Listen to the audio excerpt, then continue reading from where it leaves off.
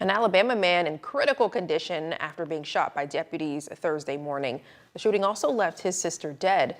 Police say the man had active warrants and will now face a manslaughter charge as a result of the incident.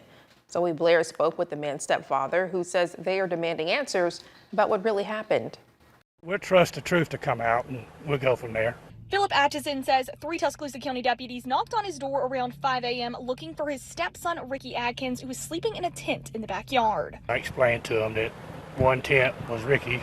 If he was there, he'd be in that tent. And he said, well, can we go back there? And I said, that's up to you. About 10 minutes later, he went to check to see what was happening. That's when he says he saw deputies shooting into the tent.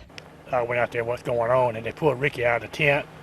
He had his gunshot wound in his side and his shoulder, kept hollering he couldn't breathe, whatever, and they administrated first aid to him, and they wouldn't let me get to the tent. I was asking, well, where's Christy? Because that's her tent, not Ricky's, and they wouldn't let me go in the tent. So, immediately I assumed that something bad had happened to her. Coverings on the tent obstruct what could be bullet holes. His 43-year-old stepdaughter, Christy Adkins, was killed in the shooting. He tells me it's especially heartbreaking because over the past few years, she had been working to get her life back together. Such a beautiful girl, such a big heart. Everybody says that about somebody when they die, but Christy was that.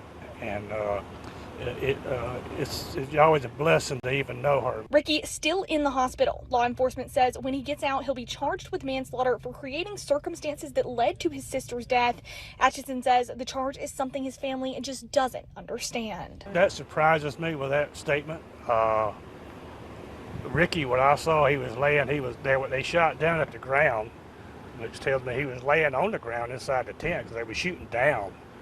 So, I don't know the circumstances, actually what they say is true or not, but I'm sure they had body camera on, so that would tell.